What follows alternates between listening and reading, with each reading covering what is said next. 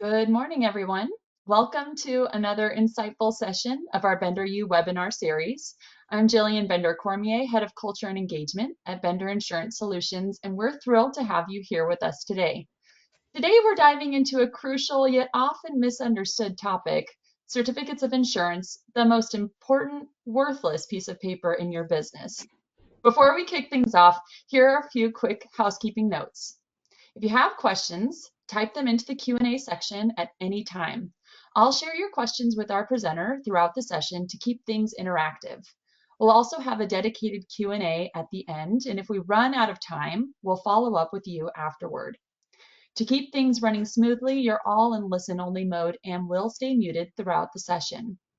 This webinar is being recorded, and you'll receive a link to the recording and a copy of the slide deck afterward for easy reference. We're excited to have an incredible expert joining us today. To introduce them, I'll hand it over to our Vice President of Construction Risk, Edward Johnson. Take it away, Edward. Thanks, Jillian. Good morning, everyone. Thanks for joining. So here it is, folks. I'll wait for all the oohs and ahs. This is the seemingly magical 8.5 by 11 piece of paper, the certificate of insurance, which can make or break your day. It has the power to halt a construction project in its tracks, delay the closing of a multi-million-dollar loan, or stop you from renting a piece of equipment that you need to desperately complete a project. On the flip side, that same piece of paper can instantly open doors, clearing the way for work to begin, equipment to be delivered, and financing to be finalized. But how can one document hold so much weight while offering so little in actual protection? Well, that's what we're going to find out today. We're going to find out if this is gold or if it's garbage. So sharing her wisdom with us today is Cheryl Koch, who is President and CEO of the Agency Management Resource Group. Cheryl's been in the insurance industry for a while. Now, some may think that's a long, long time, but we'll just say a while. And over the years, Cheryl has served in nearly every capacity in an independent agency, having been an account manager, a producer, and an agency owner. But now she devotes her time to agency management consulting and training and speaking at industry functions throughout the country. Cheryl's experience makes her the ultimate resource for consultation on marketing, sales, sales management, agency operations, automation, and strategic planning. Some would say that Cheryl is an insurance nerd, and there's nothing wrong with that. We all love a good nerd, and I don't think she would disagree. Cheryl has a bachelor's degree in economics from UCLA and an MBA from Sacramento State University, where she served as a faculty member in their risk management and insurance program for many years. Cheryl's a lifelong baseball fan. Go Giants, right? And Go Giants. There you go. And she has a goal of traveling to all the Major League Baseball stadiums as she crisscrosses the country in her business travelers. Now, on the other hand, please don't hold it against Cheryl that she is a lifelong fan of America's team, the Dallas Cowboys, but that's a story for another day. Lastly, Cheryl is a great friend and a mentor, and I was lucky enough to attend her producer school 22 years ago, and I think I'm going to stick with the job. So with all of that said, please welcome Cheryl Koch. Thank you, Edward. I should have expected that Dallas Cowboy jab, shouldn't I? Yeah. Yes. Yes, because Edward's a New York Giants fan, of course. So, all right. So here we go. This is one of the most sought after, let's just say, topics in, at least in the insurance industry. I speak on a very wide variety of topics all over the country, but nothing gets more attention than this particular topic, the certificate of insurance, which, given that it is a worthless piece of paper, I find kind of interesting. But what that really speaks to is not the importance of this document, but really kind of the boondoggle that has been created with the use of certificates of insurance. So I appreciate that some of you are maybe in a kind of dual position. You're a requester of certificates. you're also probably a recipient of certificates. And so we're going to look at things from both sides and also go through, what is reasonable to expect? What is it we're trying to accomplish with this one document?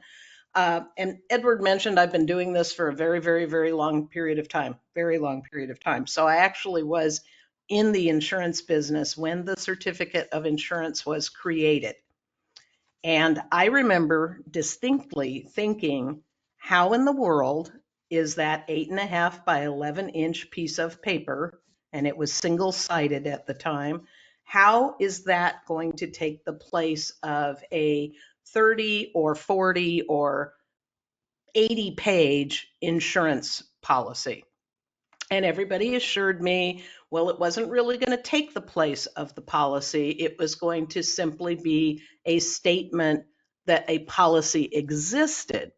Of course, nobody would believe that we could somehow capture all of the information from the insurance contract and put it on this one piece of paper. Well, lo and behold, that's exactly where we went. And so we're going to kind of go full circle on this today and talk about not only what's the problem with the certificate and some of the things that we encounter on a day-to-day basis, but is there now, have we come to a point where there's a better way to do this, and that better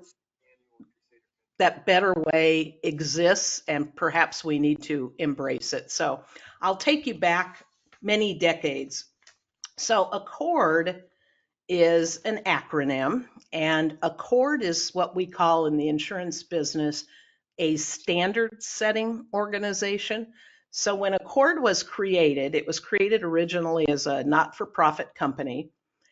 It was to facilitate transactions and communication, electronic communication particularly, between various parties in the insurance industry. So between an insurance company and an insurance agency, between two different agencies. ACORD is the organization that was charged with figuring out what was going to be the language that was going to be universal, and that's how we would all communicate. So it actually stands for Association for Cooperative Organizational Research and Development, or Operational Research and Development.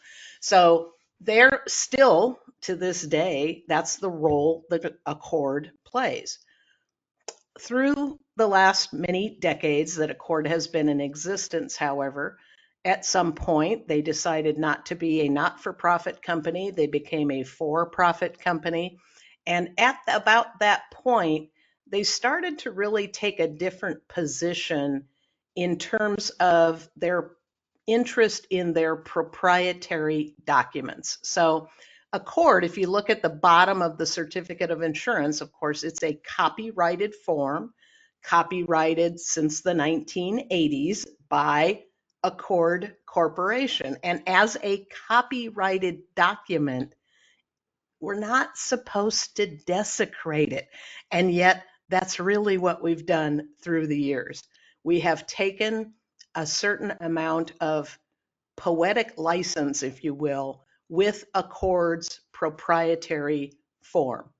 We have been known to cross things out that are pre-printed on the form. We've added wording to the form that was never intended to be there. We have taken a lot of license with these forms that is well beyond our legal ability.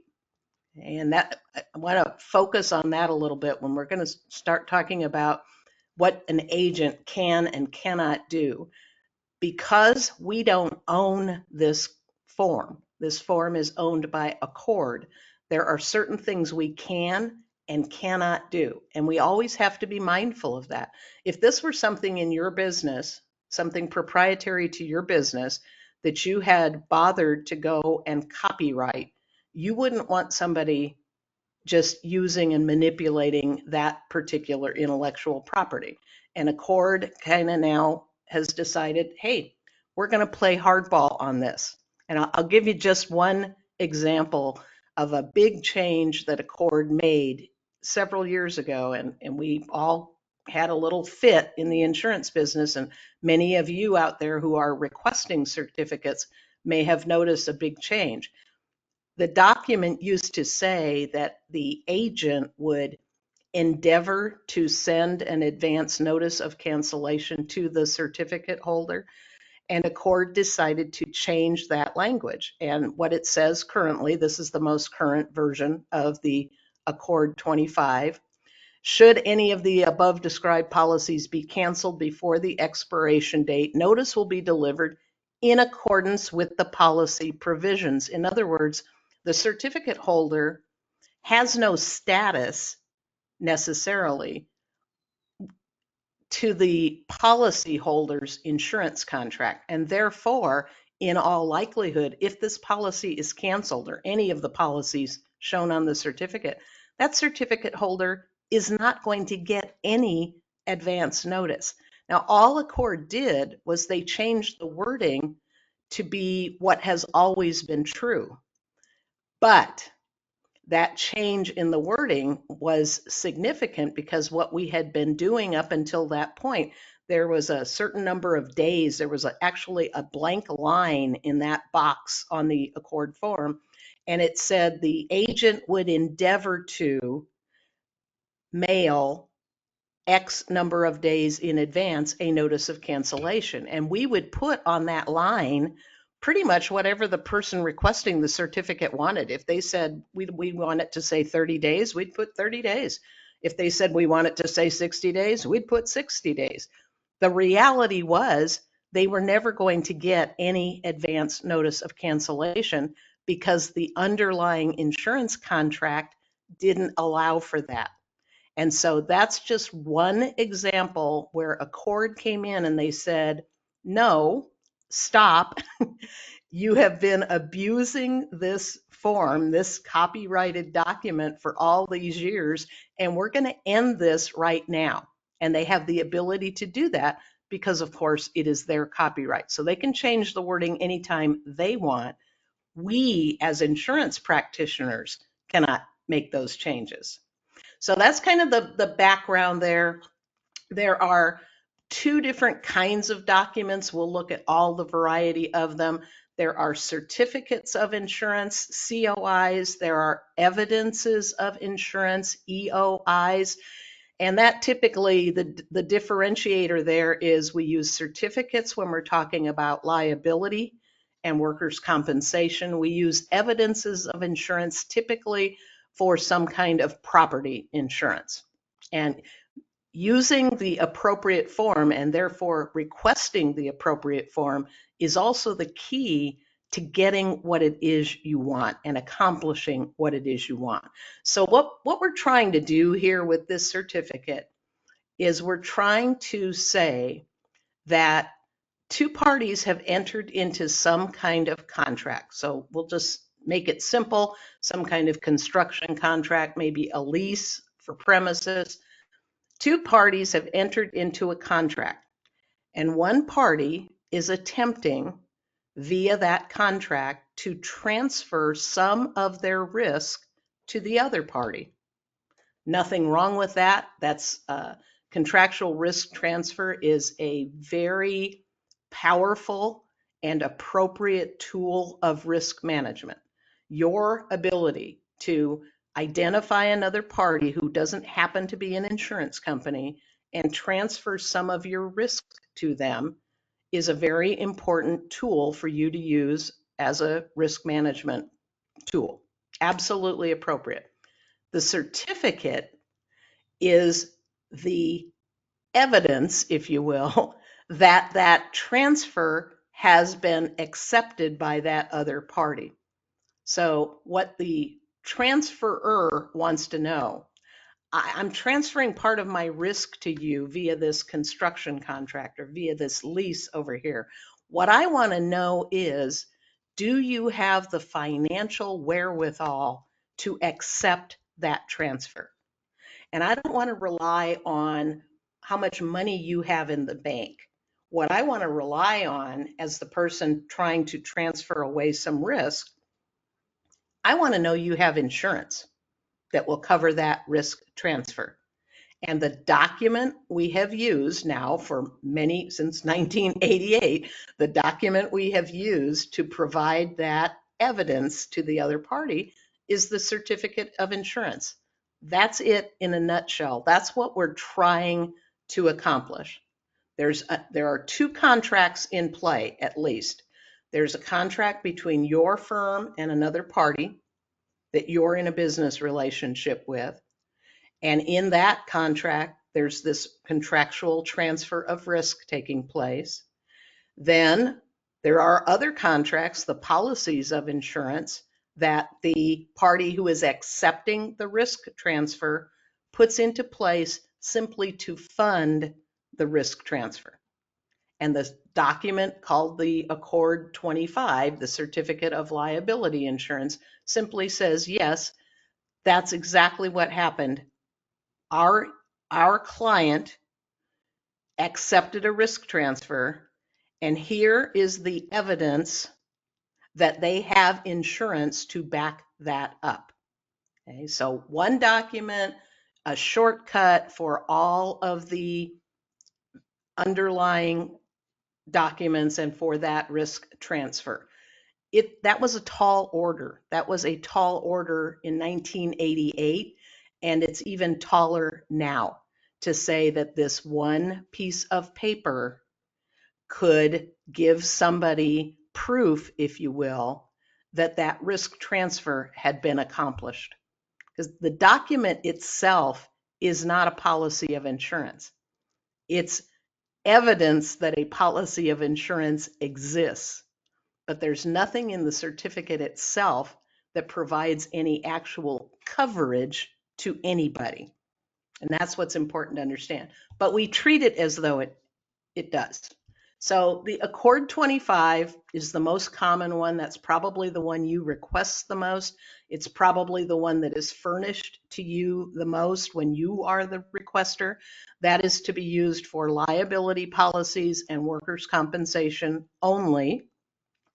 Sometimes you'll see the agent who issued the certificate has put a lot of verbiage in that description of operations box, and we're going to talk about what's appropriate to put there, what's not appropriate.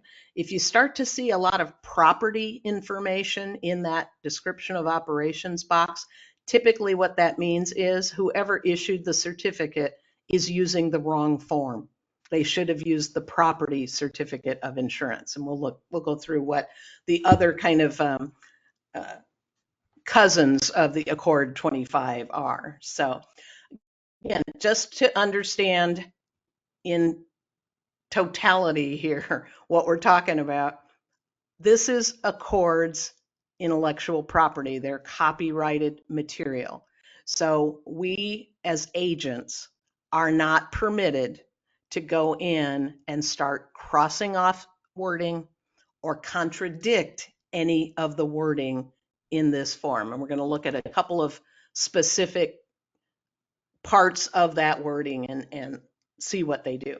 So what a certificate can do, or what it does, okay, what it's good at, and therefore what your agent is permitted to do.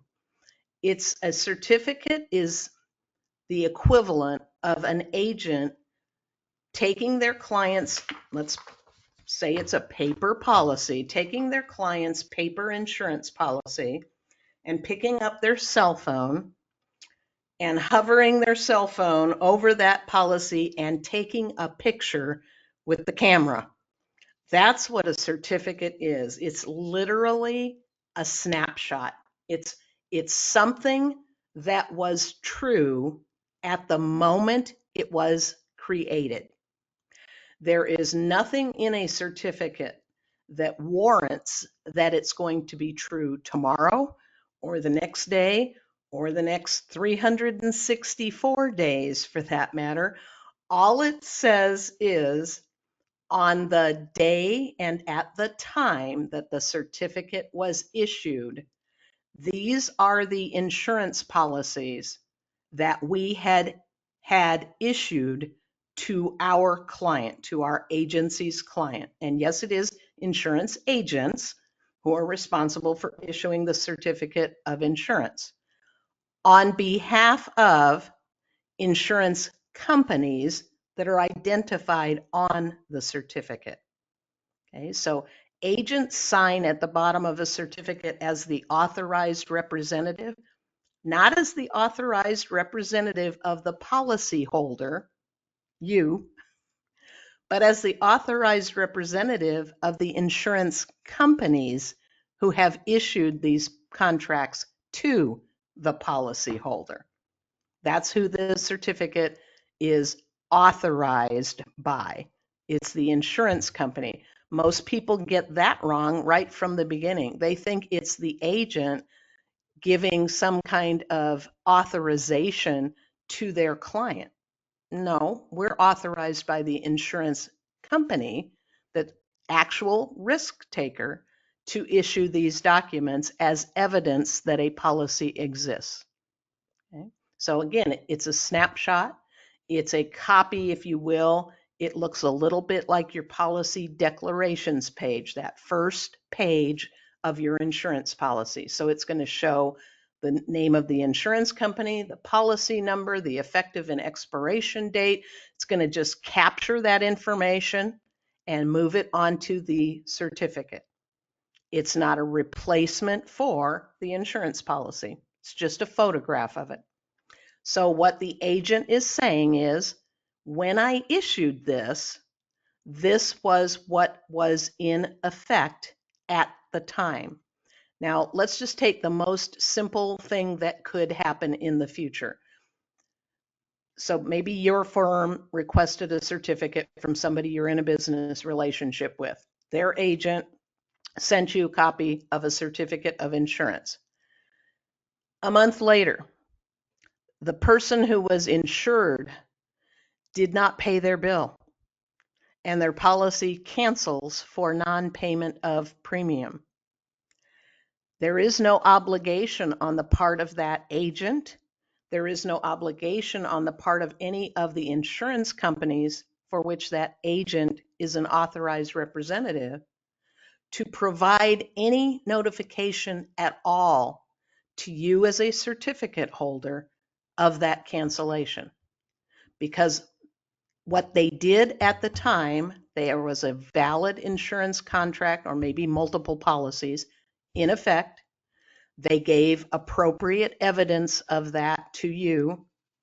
And nowhere in that document, that certificate of insurance, does it say you are entitled as a certificate holder to any further communication from that agent.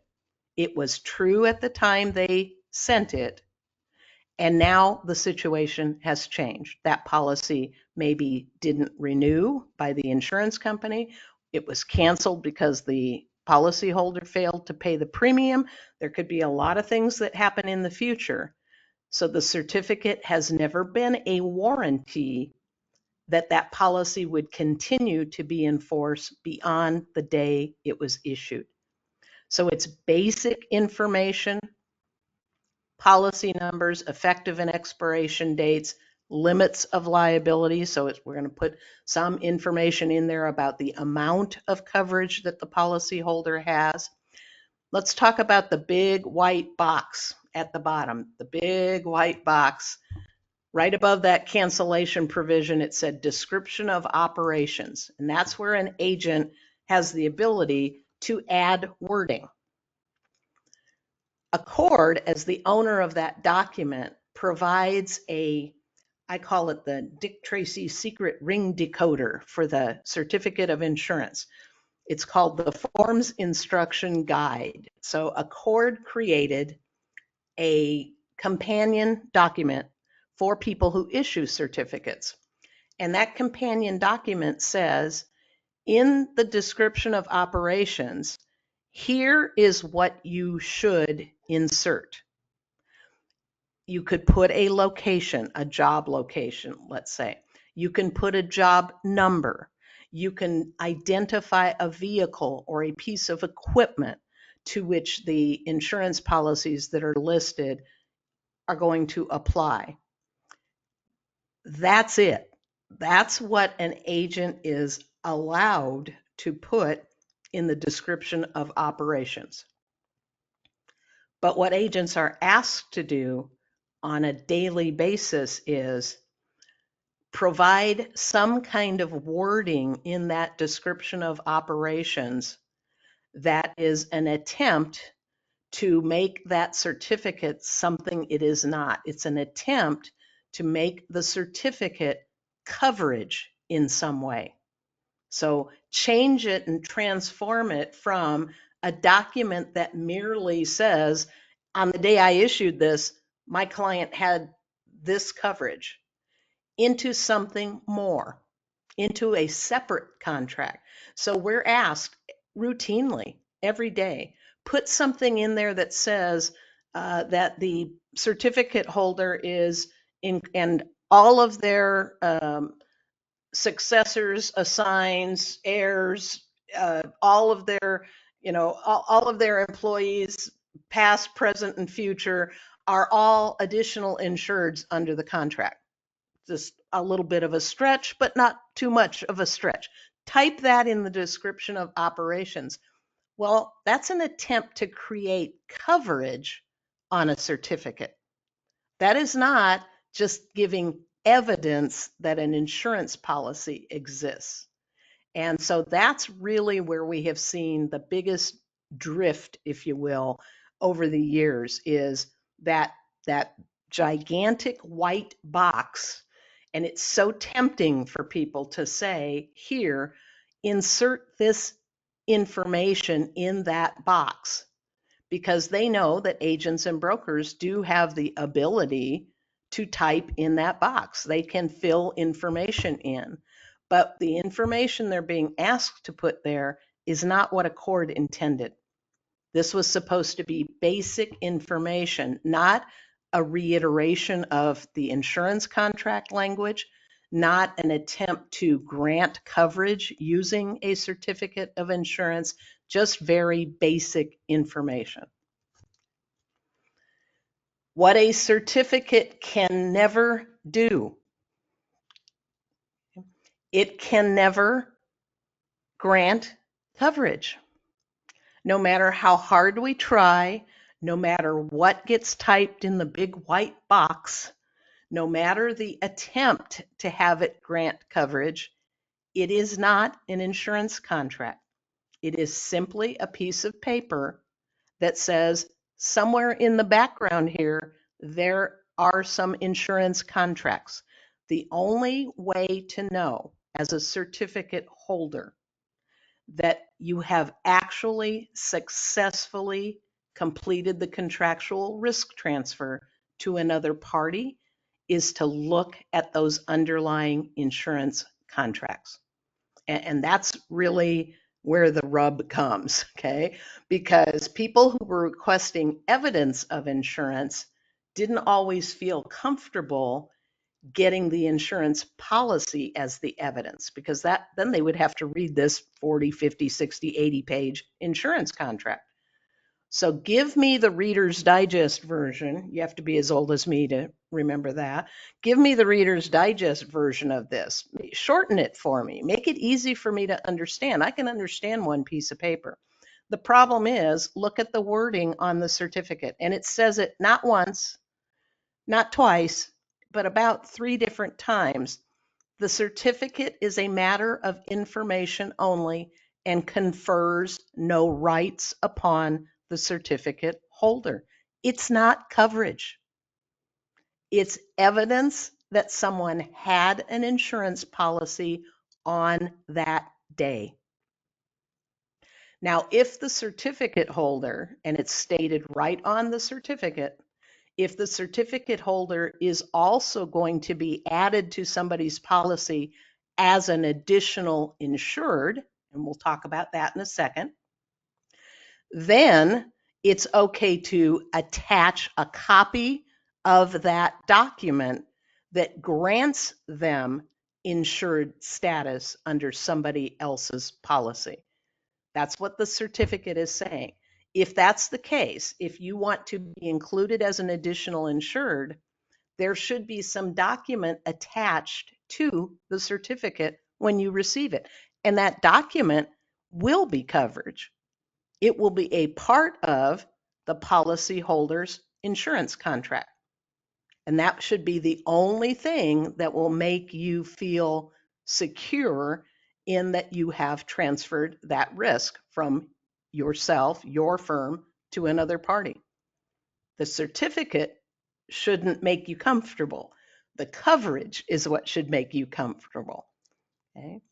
A certificate cannot in any way guarantee that the policy holder named on the certificate has complied with all the contractual requirements of the underlying contract of insurance or the underlying contract that you have with that other party. There is no way that a certificate, again, is a warranty that now two parties have entered into a contract and the insurance coverage that is supposed to fund that contractual risk transfer cannot fund every aspect of that risk transfer. There is no insurance contract ever been issued that could fund all and guarantee all contractual compliance. They're just not that broad. They have limitations. But people feel that they have affected that contractual risk transfer just by getting that certificate of insurance. Again, that's not what it is designed to do. It does not in any way guarantee that you would be notified of any changes, that you would be notified of any cancellation.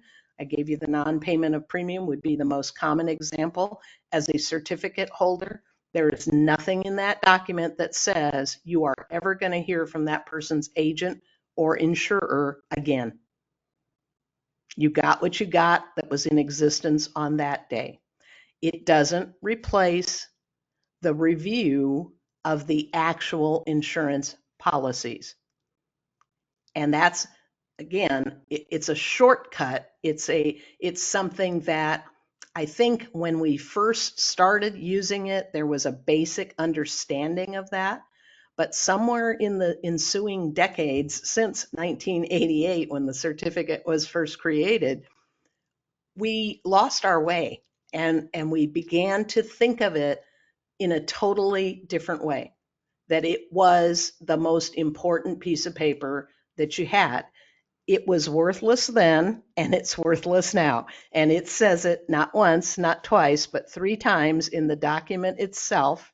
And typically when an agent sends it out, it's reiterated once again that it's not coverage.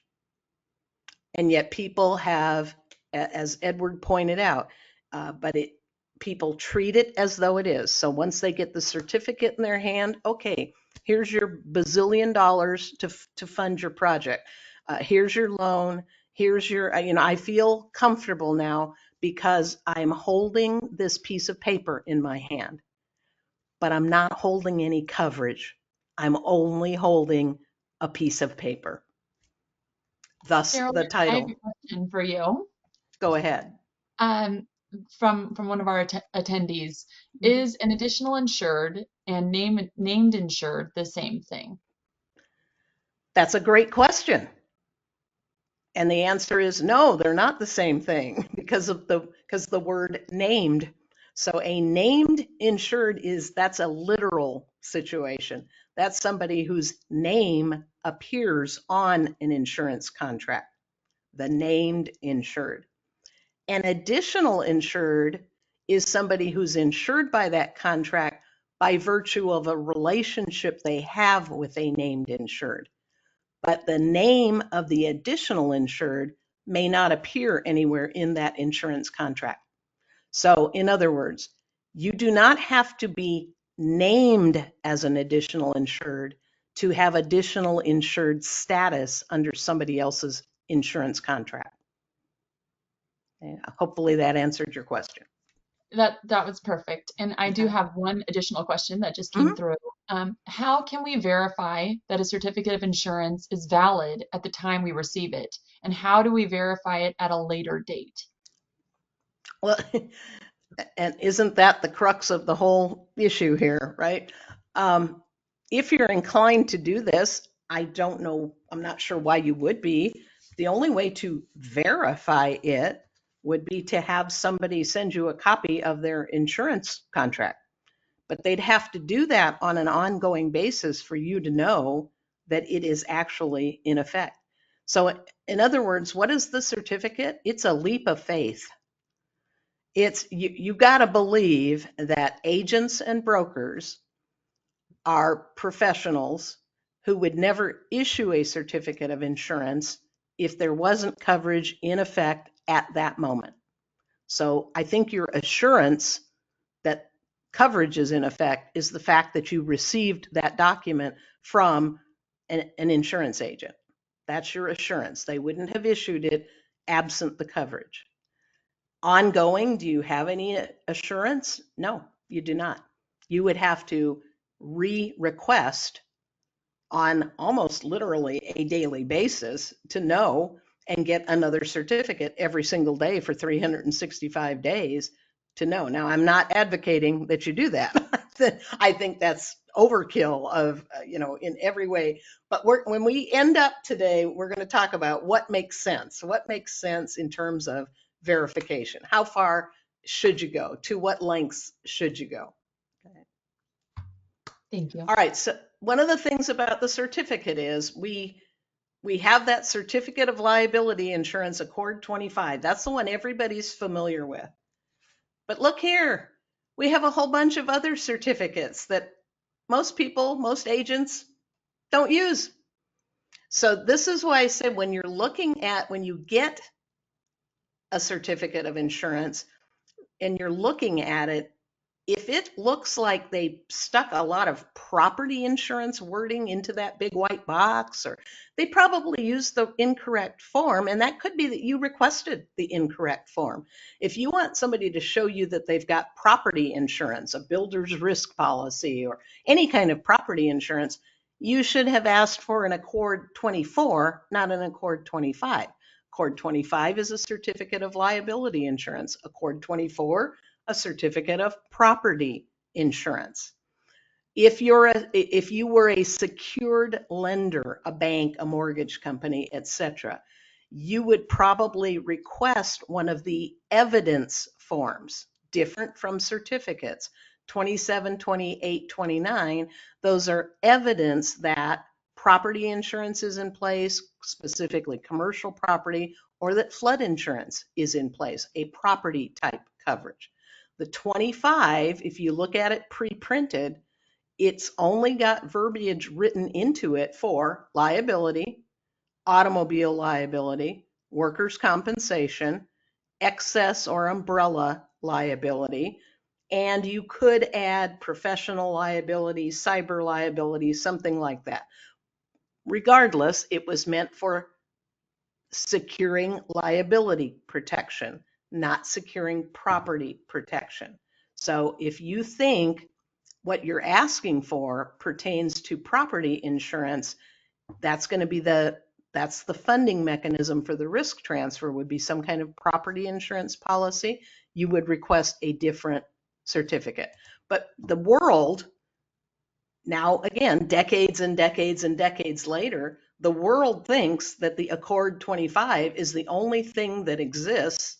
And so we start to try to manipulate it to do something it was not itself designed to do. Okay. Navigating this minefield that we have created, I would just say when you're in the requesting position, you're requesting certificates from other parties, don't overreach. Ask for things that are reasonable, because what agents and brokers have to contend with every day is unreasonable requests, and starts out by people have a checklist, maybe a contract checklist, and they're going to secure a certificate from the agent, and they're going to, on their checklist, it says, get primary and non-contributory wording, get blanket contractual liability, delete the X, C, and U exclusions of the commercial general liability policy. All of that is gibberish in insurance terms. We could tell you that there's blanket contractual liability, but technically that would be a lie. That's a coverage form that goes back, that existed in 1988 when the certificate was created originally, but has not existed since the 1980s. Contractual liability coverage exists, but not blanket contractual liability insurance. So it starts off with requests that ask for things that are just not modern. They're just things not generally acceptable in the insurance industry any longer. And that's, like I say, usually because somebody's got kind of an older checklist that they're working off of. Additional insured status. There's nothing wrong with requesting additional insured status on somebody else's policy. But let's go back to what the question was about. Does that mean you have to have your name on that policy? Not necessarily. You can have additional insured status and not have your company's name on the other party's insurance policy. You just would have to know where to look in the in the insurance policy for your additional insured status. You want to look for that endorsement that grants you additional insured status. We get all kinds of requests for, give me 60 days advance notice of cancellation, or 30, put that on the certificate.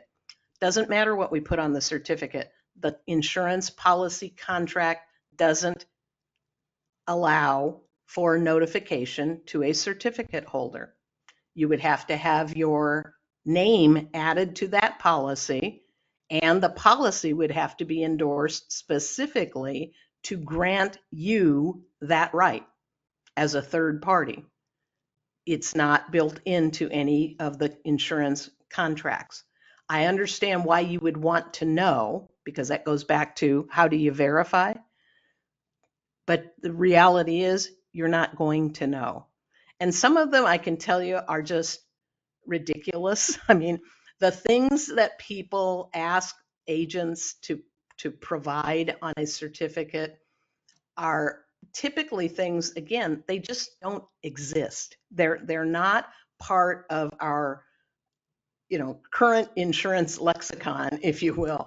They're attempts, once again, to have an agent or broker say something on the certificate to create coverage in some way, to circumvent the insurance policy contract and create a coverage situation. So all of you who are requesting or reviewing certificates of insurance, make sure your checklist is up to date. And how would you know if it's up to date? You run it by your insurance agent and say, hey, we're in business relationships with other parties. We have occasion to request certificates of insurance. This is what we're requesting. How does this look to you? Because in other words, your agent is going to say, well, if you sent that to me, or somebody sent that to me for the policies I handle for you, I couldn't comply with that because those things don't exist anymore. So why would you want to ask some other party?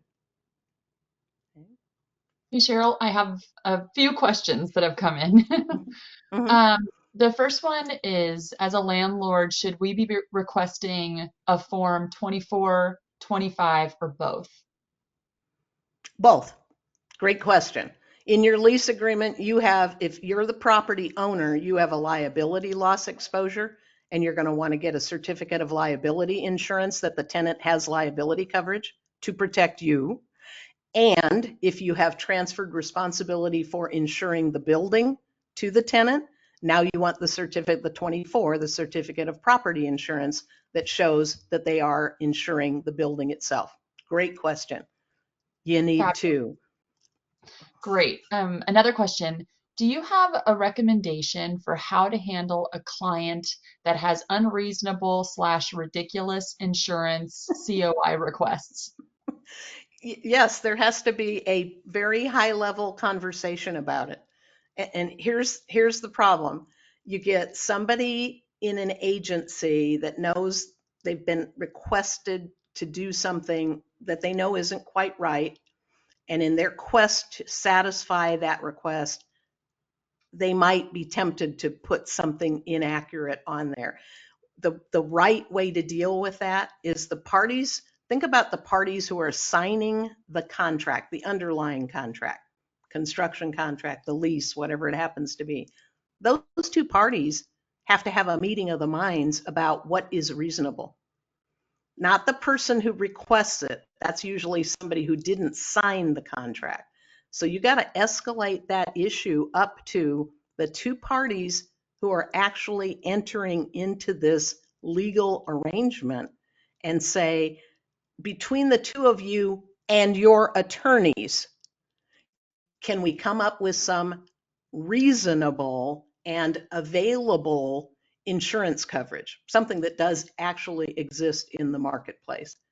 And I think that's exactly why this gets worse every day, is because that conversation isn't taking place at the level it needs to take place.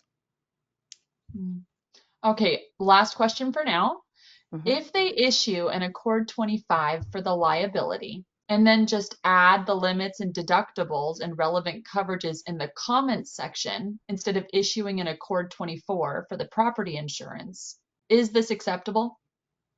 I would say no, because there are questions that are not going to be answered. If you look at the 24 and you look at the 25, the 24 has all kinds of really cool property words like deductible, like causes of loss.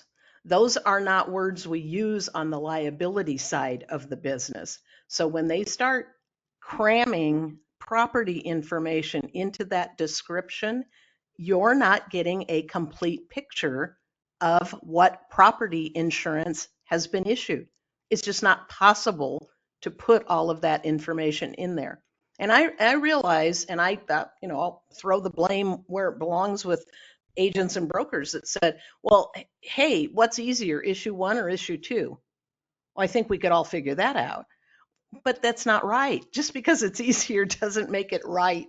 You have to, yes, in some cases, two different documents providing very different information, not one document with some property-esque wording crammed into a box. Thank you. Mhm. So as a recipient, again, you want to review the documents that you're getting, obviously, and I can tell you where to look, what are the hot spots, where do mistakes get made when certificates are issued. It should make sense to you. You should be able to look at a certificate that your agent has issued on your behalf, and then look at a certificate that you are a recipient of, and they should bear some resemblance to each other, right? So there shouldn't be, for example, insurance company listed with a very vague name like Travelers. Well, Travelers is a group of insurance companies. There's probably 50 different Travelers insurance companies. Which one issued the policy? Okay, so it should have more wording than that. That's an example of not saying enough. Sometimes they're saying too much. Like I say, in that big white box, they're trying to recite policy coverage information in that. That's a mistake. Obviously, sometimes they're misrepresentations on these, but they're, for the most part, certificates are issued in good faith, and I think you should be able to rely on a document that you receive from a professional insurance agent, that it was something that was in effect at the time that certificate was issued.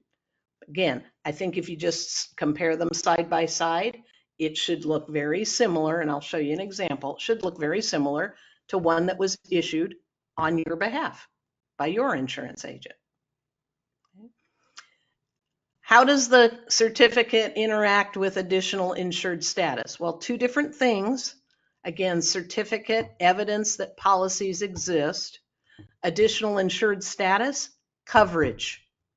Big difference. So when you accept, if you have attempted to get yourself named as an additional insured, a certificate should always be accompanied by an additional insured endorsement, an actual grant of coverage to you under somebody else's insurance policy. Now, in general liability insurance, if you are an indemnity in an underlying contract, you would have some status under that party's liability coverage as an indemnity. There's a provision automatically built into a standard liability contract that would protect you somewhat, but you're not as well protected as you are when you're an additional insured. When you're an additional insured, you have direct access to somebody else's insurance policy. You can go direct to that company and request coverage because you are now a party to that contract. So it's always better to be in the additional insured position than a mere indemnity. Blanket additional insured endorsements were all the rage a few years ago, where, once again, rather than go through the kind of clerical task of having to name everybody who wished to be named, and blanket additional insured was created that said anybody that the policyholder is in a contractual relationship with and is required to add as an additional insured is an additional insured. And they weren't named there. The CG 2010 is the most common additional insured endorsement. That's where you will see your name. If you are an additional named insured, you will see that on the CG 2010 or a related endorsement. But on a blanket additional insured endorsement, your firm, your organization may have additional insured status, but your name doesn't appear. So again, it goes back to that original question that we had. Does additional insured status require you to have your name on someone else's policy? And the answer is no. You may be in an additional insured status situation on somebody else's policy. Cheryl, I have a question that's come in. Mm-hmm. If my contract with my client contains insurance requirements, but the client doesn't ask for a certificate of insurance, do I have to or should I still provide a certificate of insurance? I would say don't tell if you aren't asked. I think that one's simple, right? If nobody has requested it, then let the contract be the contract. If the contract says this is what's required, but you're not requested to furnish any evidence of that, I would let it go. I wouldn't make that an automatic. No. A lot of people, this is a mess, right? Now you get why I said it's a boondoggle. This is a big mess that largely the insurance industry created somehow along the way, accidentally. We didn't mean to, but it's a mess. So I'm frequently asked, hey, should I hire one of those companies that'll manage my certificates for me? There's about a bazillion of them out there. I just gave you some examples here. I'm not a big fan of wasting money. So I would say I probably would not be inclined to pay somebody to manage certificates on my behalf, but that's a decision only you could make. And here's why. My case would be because the certificate isn't worth anything. The most important worthless piece of paper that you have. So managing a worthless piece of paper does not seem like something I would wish to pay. Okay. But I say a glimpse into the future, what could solve these problems? How about if we get rid of the certificate? How about if we're reasonable in the underlying contract, we ask for reasonable things, and then the other party gives us a copy of their insurance policy as the evidence that they have complied with the terms of that underlying contract? I think that's where we need to go. I think we need to dump the cert. I think it's way overstayed its welcome in the industry and in the industries we serve. And the only thing that you should be confident in is that you have transferred a risk and you have done so in a way that is backed up by actual insurance coverage. That's my 2 cents on that one. You're going to have copies of the slides, and in there you will see a sample certificate properly completed in the big white box at the bottom. Nothing is said there that is not true. Nothing is said there that is an attempt to grant coverage. So that's there for your use. And if you want to use that as your template when you're receiving certificates, this is how they should look. Okay. Any other questions floating out there? We haven't received any more, but please do, friends, if you have other questions, go ahead and send them. We are getting some lovely comments that folks really enjoyed the webinar and are looking forward to sharing it with members of their team. So yay. Please share it, and then we can officially dump the cert. I own that website, folks, dumpthecert.com. Dead serious. I own that website because that's my burning desire is to let's go back to being reasonable. It's not coverage. mm-hmm. I do have a question. How do I get a copy of the sample certificate of insurance? Oh, it'll be in the slide deck. Great. Another one, how do I know if limits are exhausted on a certificate of insurance that I receive? Another great question. You won't know. So on a general liability contract where we have an aggregate limit, the most that can be paid in 1 year, a certificate is a snapshot of the declarations page of the policy. Unless you ask the specific question, I need to be informed of any impairment of the aggregate limit or any exhaustion of the aggregate limit. If you don't ask that question, you would never know from looking at the certificate because the declarations page of the policy still shows the million, 5 million, 10, whatever it is. That is a great question. Wonderful. Thank you. Should policy numbers be listed on the endorsements? Generally, they are. Yes, I think they should because they should correspond to the policy number that's on the certificate itself. Okay, wonderful. So I know it's that endorsement was actually attached to that insurance policy. Wonderful. Well, that appears to be it, Cheryl. So just thank you all for joining us today. And Cheryl, if you don't mind clicking to the next slide, we do have another class coming up next. Our next Bender U is going to be work comp woes and lowering your X mod, a big pain point for a lot of folks. And so if you go ahead and scan with your smartphone this QR code, you can go ahead and register directly on there. But thank you to Cheryl. She's fabulous. We're so grateful for her time and expertise today. And just a quick reminder, if you missed it, this session was recorded and we'll be sharing both the recording link and the slide deck with you shortly. If you have any questions, additional questions that come up after the webinar, we get it. Feel free to reach out and we are here to help. Thanks again, everyone, and have a great day. And thank you so much, Cheryl. Thanks, Jillian and Edward.